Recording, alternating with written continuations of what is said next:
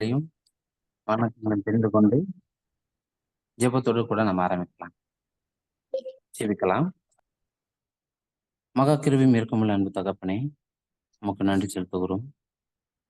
இதோ இந்த நாட்களிலே ஒரு அற்புதமான மகா ஞானத்தை இதோ உம்முடைய பிள்ளைகள் கற்றுக்கொள்ளும்படியா நீதாமே தந்த உம்முடைய கிருபைகளுக்காக, தயவுகளுக்காக நாங்கள் நன்றி செலுத்துகிறோம். இதை கேட்டுக்கொண்டிருக்கிறதான நம்முடைய ஒவ்வொரு பிள்ளைகளும் இப்பேற்பட்ட மகா ஞானத்தை கற்றுக்கொண்டு அழிந்து கொண்டிருக்கிற எங்களுடைய சகோதர சகோதரிகளை காப்பாற்ற நீதாமே நல்ல ஞானத்தையும் நல்ல வழிமுறைகளையும் அவர்கள் பெற்றுக்கொள்ள உதவி செய்யுங்க. அப்படியே சொல்லுகிறதான அடியனையும் நம்முடைய பொறுக்கருத்தில் வைக்கின்றோம். நீதாமே அவர்களுக்கு சொல்லத்தக்கதான தக்க வார்த்தைகளை தந்து வழிநடத்த போகிற தயவுக்காக நன்றி செலுத்துகிறோம். இந்த சிறு ஜெபத்தை எங்களுடைய ஆண்டவர் ரட்சகர் மீட்புமான இயேசுவின் மூலமா வேண்டிக் கொள்கிறோம் எங்கள் தகப்பனே, ஆமென்.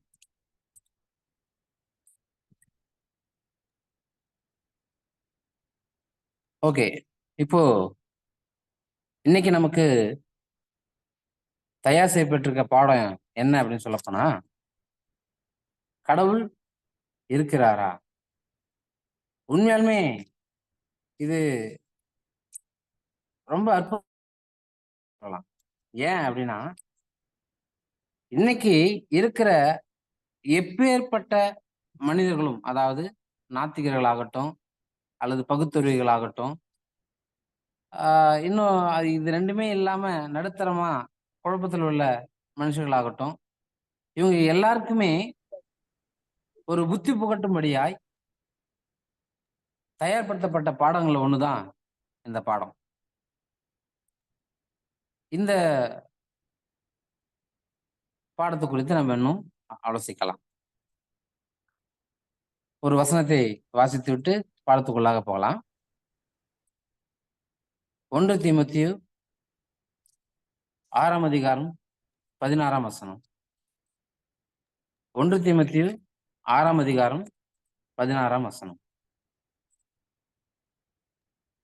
ஒருவராய் சாவாமை உள்ளவரும் சேரக்கூடாத ஒளியில் வாசம் பண்ணுகிறவரும் மனுஷரில் ஒருவரும் கண்டிராதவரும் காணக்கூடாதவருமாய் இருக்கிற அவருக்கே கனமும் நித்திய வல்லமையும் உண்டாயிருப்பதாக. ஆமென். அதாவது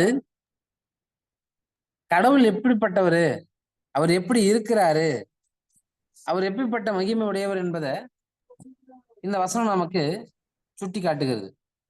ஆனா ஒரு சிலருடைய வாதம் கூட இப்படி இருக்கு. என்ன அப்படின்னு பார்க்க போனா, கடவுள் இல்ல. அதத்தான் இவங்க எப்படி சொல்றாங்கன்னா, கடவுளை பார்க்க முடியாதுப்பா, அவர் ஒரு அவர் ஒரு வல்லவன், அவரை பார்த்தா மனுஷங்க யாரும் உயிரோடு இருக்க மாட்டாங்க அப்படின்னு சொல்லுவாங்க அப்படின்னு அப்படின்னு இவங்க எது சொல்றாங்க அப்படின்ட்டு, கடவுள் இல்லைன்றதுக்கு தான் இவங்க இந்த டெபினிஷன் கொடுக்குறாங்கன்ற மாதிரி ஒரு சில பேசக்கூட நான் கேட்டிருக்கேன். அப்ப என்ன விஷயம், அவங்களுக்கு மட்டும் கிடையாது, அத்தனை பேருக்குமே கடவுள் இருக்கிறாரு என்பதை புரிந்து கொள்ளக்கூடிய அந்த சிந்தனையோ அல்லது உணர்வு இல்லாதவர்கள் என்று கூட சொல்லலாம். ஏன் அப்படின்னா, பைபிள் இது மகா ஞான புஸ்தகம். இது நமக்கு போதிப்பது ஞானத்தை.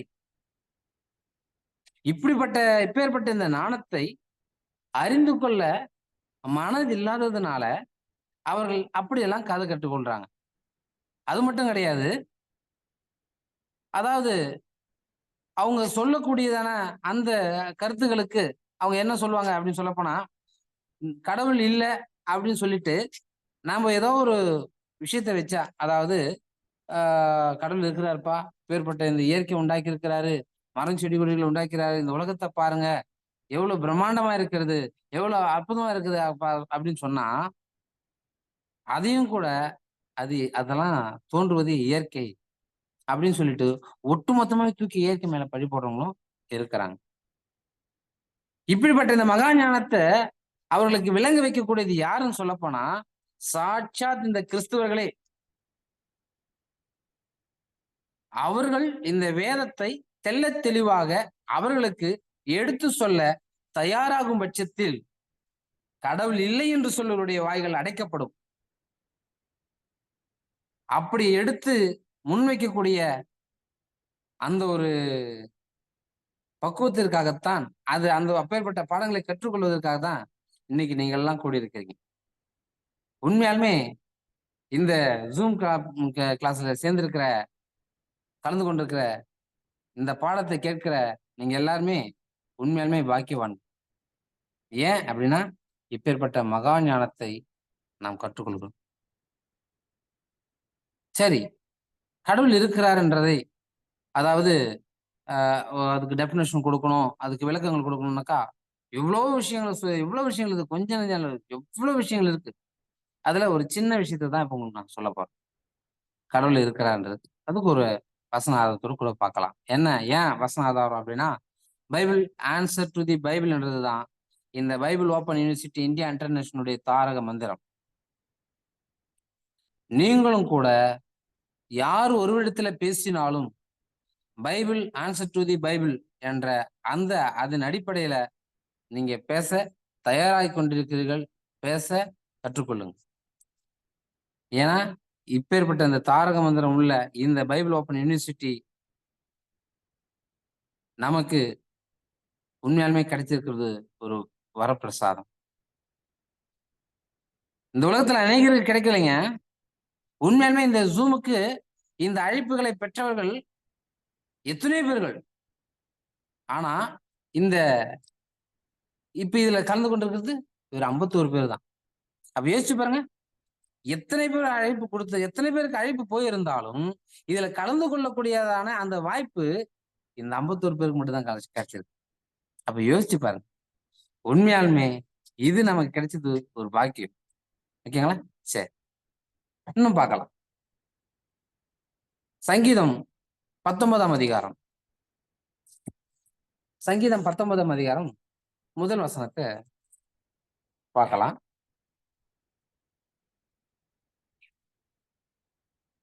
வானங்கள் தேவனுடைய மகிமையை வெளிப்படுத்துகிறது. அதாவது வானங்கள் கடவுள் யார் என்பதை மகிமையாக வெளிப்படுத்துகிறது.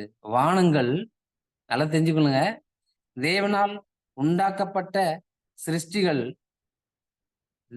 வானத்திலே உள்ளதான தேவனால் உண்டாக்கப்பட்ட அந்த சிருஷ்டி, தேவன் யாரு, கடவுள் இருக்கிறாரு, அவர் எப்பேற்பட்டவரு, அவர் எப்பேற்பட்ட மகா வல்லமை உள்ளவர் என்பதை,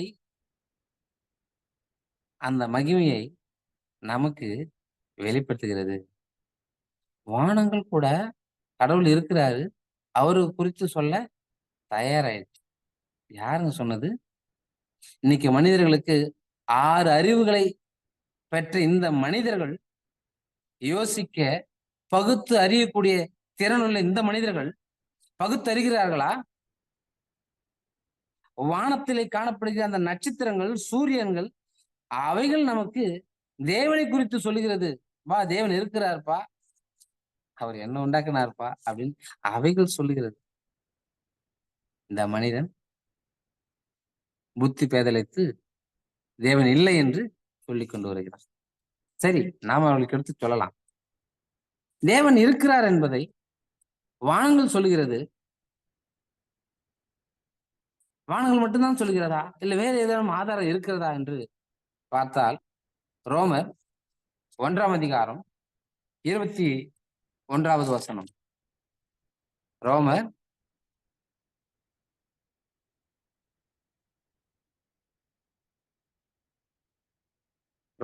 1ஆம் அதிகாரம். அப்போஸ்தலனாகிய பவுல் ரோமாபுரிக்கு எழுதினதான புத்தகம் 1ஆம் அதிகாரம் 19, 20. தேவனை குறித்து அறியப்படுவது அவர்களுக்குள்ளே வெளிப்பட்டிருக்கிறது.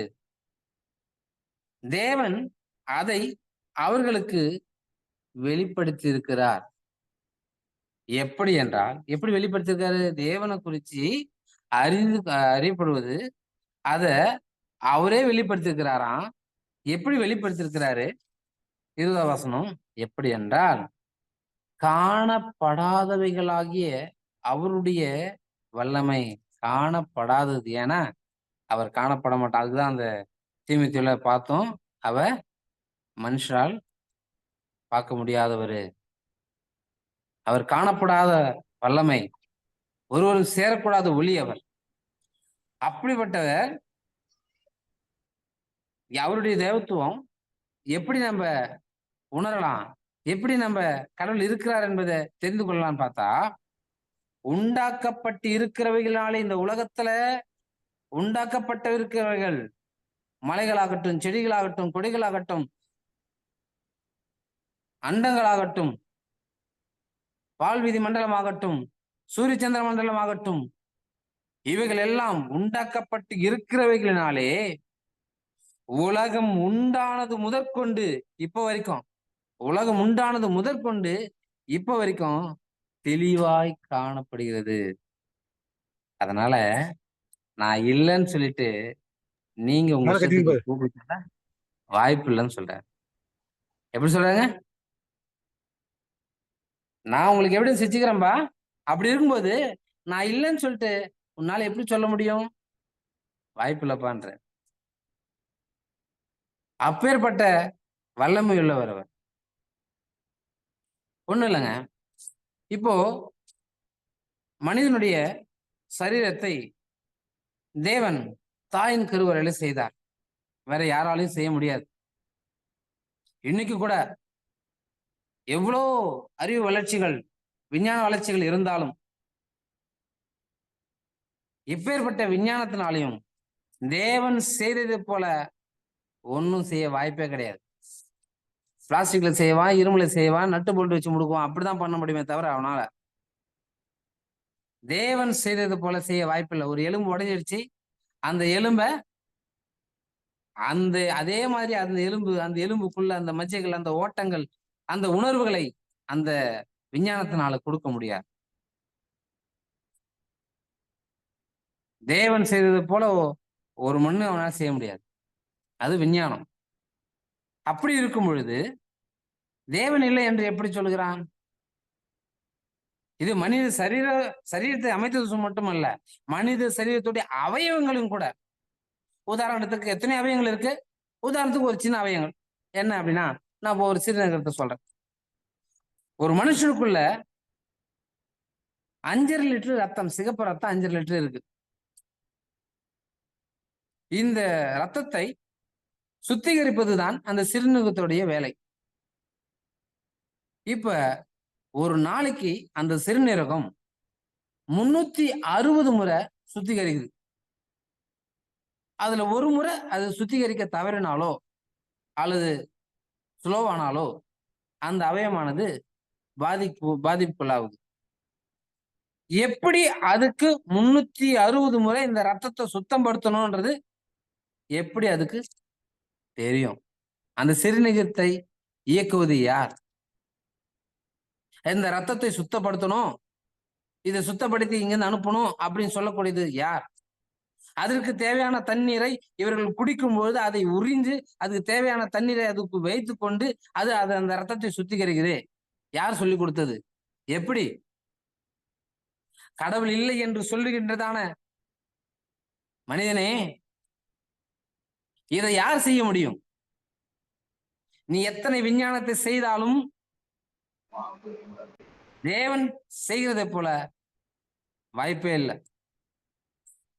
சரி, ஆனா நம்ம ஒரு வசனத்தை பார்த்தோம். என்ன? வானங்கள் தேவனுடைய மகிமையை வெளிப்படுத்துகிறது. எப்படி இந்த வானங்கள் தேவனுடைய மகிமையை வெளிப்படுத்துகிறது என்பதை குறித்து ஒரு சின்ன குறிப்பை பார்க்கலாம். வானத்துல அண்டவெளி இருக்கிறது. அண்டவெளியில கிரகங்கள், கோள்கள், இவைகள் எல்லாம் இருக்கிறது. அதுல எத்தனையோ வகையான நட்சத்திரங்களும் இருக்கிறது. அந்த கோள்களை கருத்து உங்களுக்கு நல்லா தெரியும். அதாவது பேர் சொல்லப்பட்டதான கோள்கள் பார்த்தீங்கன்னாக்கா பூமி, சூரியன், அது சூரிய குடும்பத்தை சுற்றி ஒரு 13, 14 கோள்கள் இருக்கிறது என்பது உங்களுக்கு தெரியும். ஒரு நாளைக்கு மன்னிக்கணும். SSI நிறுவனம் ஒரு வினாடிக்கு சூரியனை சுற்றுகிறதான இந்த பூமி ஒரு வினாடிக்கு 1,22,000 கிலோமீட்டர் வேகத்துல சுத்துகிறதாக குறிப்பிடுது. சூரியனை இந்த பூமி சுத்துறது. இப்படி ஒவ்வொரு கோளும் சூரியனை எந்த அளவுக்கு சுத்துது அப்படின்றத அநேக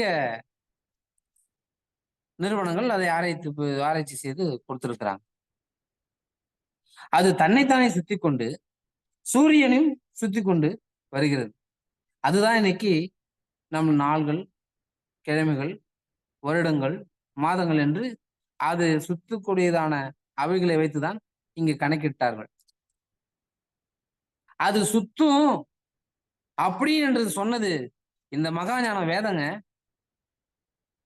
அது கட்டமா இருக்கும், அது உருளையா இருக்கும், அப்படியெல்லாம் சொல்லிட்டு எத்தனையோ விஞ்ஞானிகள் சொன்ன போதிலும் கூட பைபிள் அது வட்டமாக, உருளையாக, உருண்டையாக இருக்கும் என்று சொன்னது பைபிள்.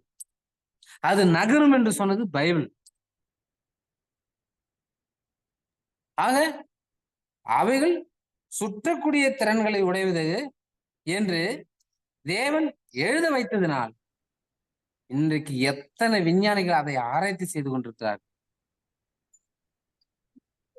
தேவன் சொன்ன அவருடைய வார்த்தைகளை படித்துவிட்டு இவைகளை ஆராய்ச்சி செய்துவிட்டு இன்னைக்கு தேவன் இல்லை என்று சொல்கின்றான் என்றால் வியாபாரத்துக்காகவும் தன் சுயபோகத்திற்காகவும் இப்படிப்பட்ட வார்த்தைகளை சொல்லுகின்ற இவனை எல்லாம் என்ன என்று எத்தனையோ நட்சத்திரங்கள் உண்டு. அதுல 1997 பிப்ரவரி மாசம்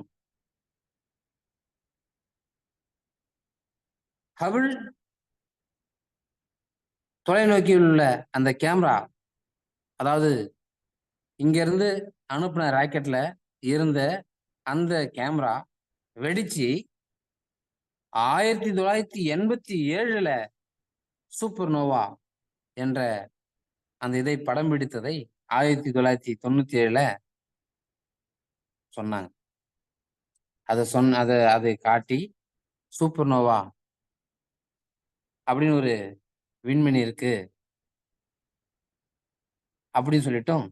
அது பூமியிலிருந்து 1,60,000 ஒளி ஆண்டுகள் தொலைவில் இருக்குது அப்படியும் சொன்னார்கள்.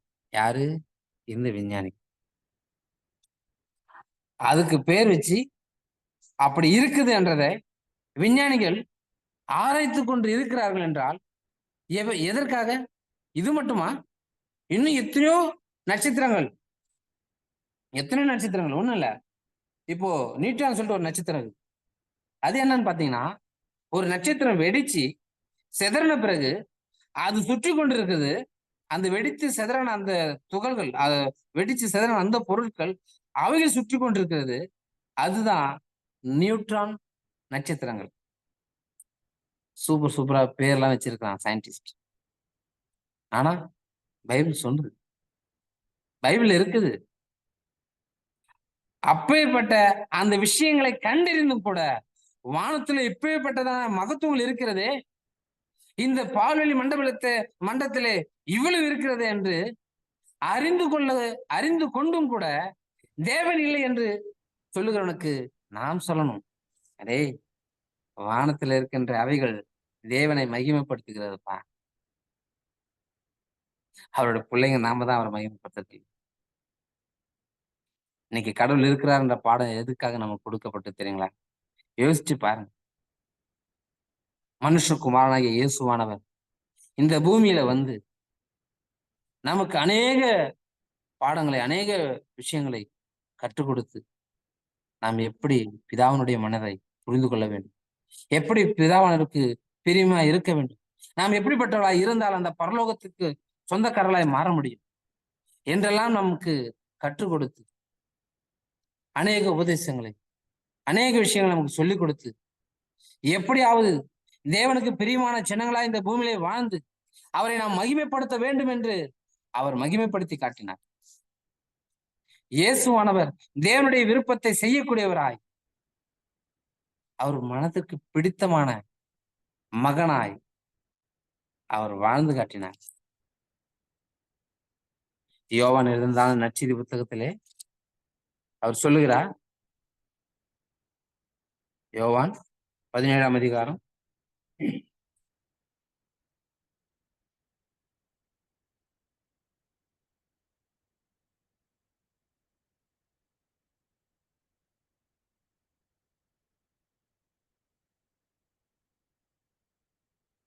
5. அவர் பிதாவானவரை மகிமைப்படுத்தினார்.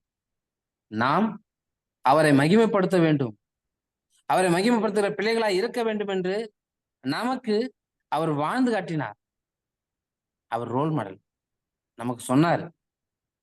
அதனால நாமளும் அவரை மகிமைப்படுத்துகிறவர்களாய் இந்த பூமியில வாழ்ந்து, தேவன் இருக்கிறார்ப்பா இல்லைன்னு எப்படி சொல்ற? நீ பார்க்கல? ஒரு நட்சத்திரம், என்னது? கிராஃப்ட் நட்சத்திரம். அதுதான் கடைசியா அவங்க கண்டுபிடிச்சாங்க. எப்படி? மிக தொலைவில் இருக்குது, மிக தூரத்தில் இருக்கிற அந்த ஒரு நட்சத்திரம், அது பேரு கிராஃப்ட். அது சூரியனை விட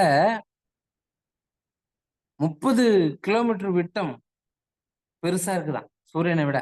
சூரியன் வந்து ஒரு 10 கிலோமீட்டர் விட்டம் இருக்குதுன்னா, அந்த விட்டம் இருக்குதுன்னா அந்த வட்டத்தினுடைய நடுப்பகுதி சொல்லுவாங்க, அச்சு.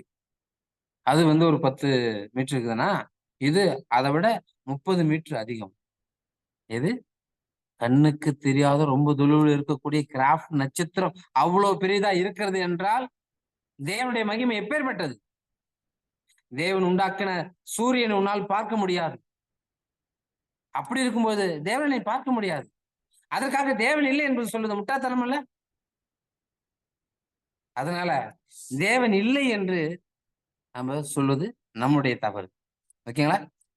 என்னன்னா, யோவான் 17ஆம் அதிகாரத்துல 2ஆம் வசனத்தை பாத்தீங்கன்னா, பிதாவே வேலை வந்தது, நீர் உம்முடைய குமாரனுக்கு தந்திரனை யாவருக்கும் அவர் நித்திய ஜீவனை கொடுக்கும் பொருட்டு மாம்சமான யாவர் மேலும் நீ அவருக்கு அதிகாரம் கொடுத்தபடியே உம்முடைய குமாரன் உம்மை மகிமைப்படுத்தும்படிக்கு, அது வேலையெல்லாம் சொல்லிட்டார் அவர், என்ன வேலையெல்லாம் செஞ்சார், அந்த வேலையை மகிமைப்படுத்தும்படி நீர் உம் குமாரனை மகிமைப்படுத்தும். அவர் மகிமைப்படுத்தினார், அதனால அவர் மகிமைப்படுத்துறாரு.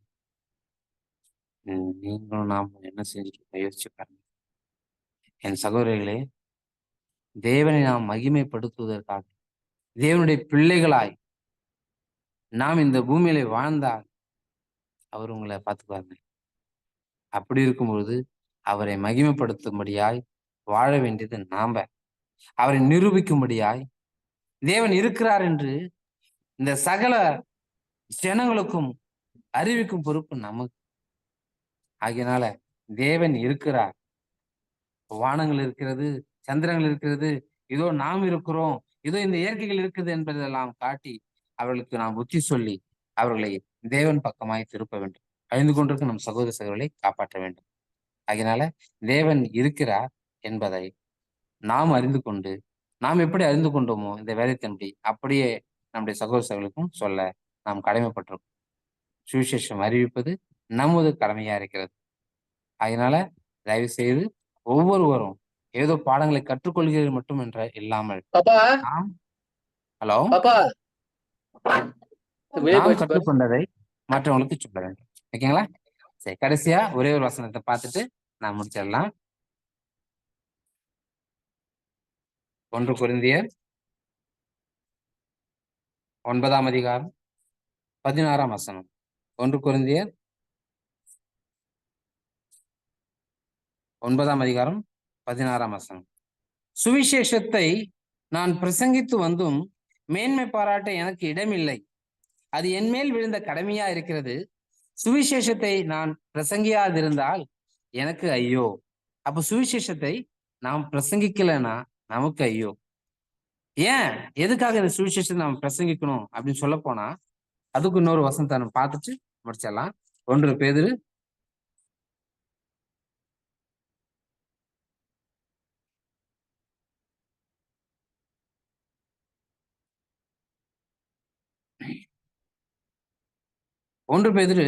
2 அதிகாரம் 9 வசனம்.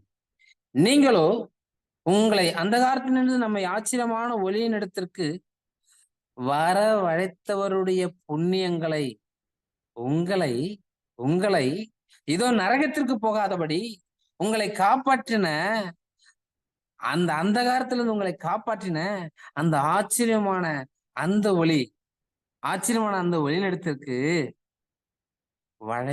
வரவழைத்தவருடைய புண்ணியங்களை அறிவிக்கும்படிக்கு தெரிந்து கொள்ளப்பட்ட நீங்களும் நாம் அனைவரும் தெரிந்து கொள்ளப்பட்ட சந்ததியாயும் ராஜரீக ஆசாரிய கூட்டமாயும் பரிசுத்த ஜாதியாயும் அவருக்கு சொந்த ஜனமாயும் இருக்கிறீங்க.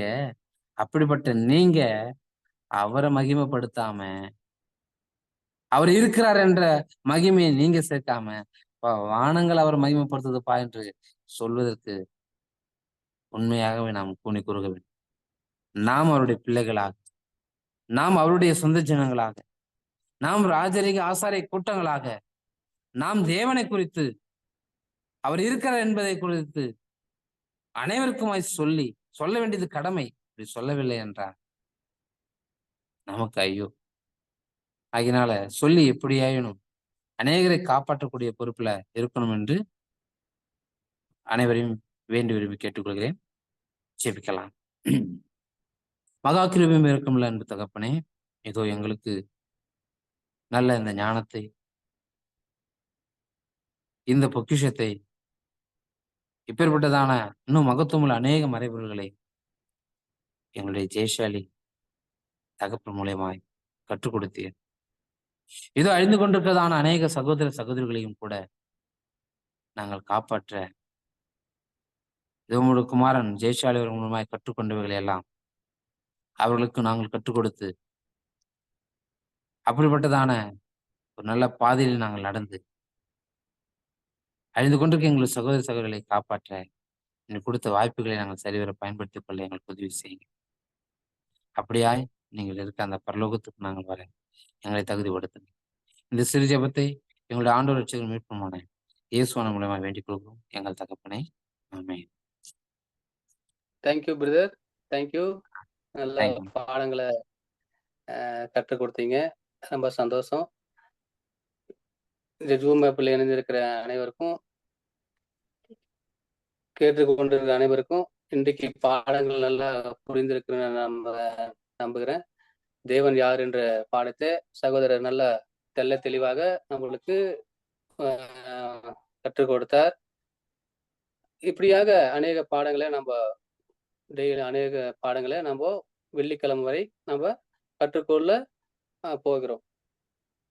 இன்றைக்கு அநேக ஜனங்கள் நம்ம கடவுள் இல்லை என்று தன் இருதயத்திலே சொல்லிக் கொண்டிருக்கிறார்கள். ஆனா கடவுள் இருக்கிறார் என்ற வார்த்தையை பைபிள்ல தெல்ல தெளிவாக பிரதர் தேவன் இருக்கிறார், தேவன் எப்படியாப்பட்டவர், அவர் எங்க இருக்கிறார் அப்படின்ற விஷயங்கள்ல கூட இன்றைய சகோதரர் தெல்ல தெளிவாக இன்றைக்கு நமக்கு கற்றுக் கொடுத்தார். நேற்றைய தினம் கூட நம்மளுக்கு சிஸ்டர் ஐலின் சிஸ்டர் கூட மனிதன் யார் என்ற விஷயங்களை தெல்ல தெளிவாக நம்மளுக்கு கற்றுக் கொடுத்தார். இந்த மாதிரி அநேக பாடங்களை நாம கற்றுக்கொள்ள போகிறோம்.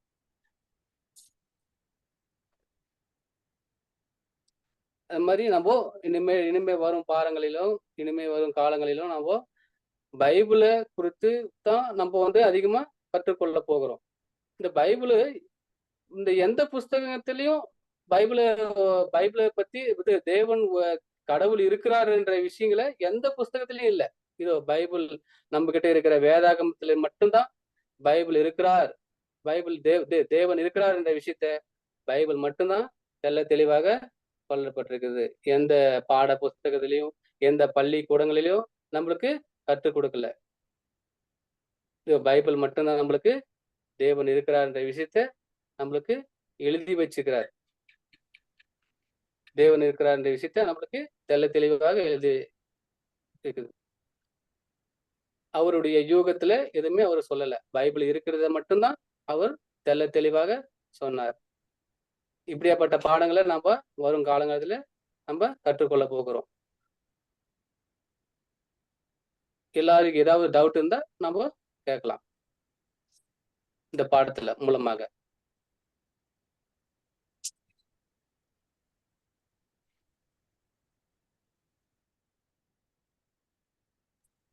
பாடம் எல்லாருக்கும் புரிஞ்சுதுங்களா?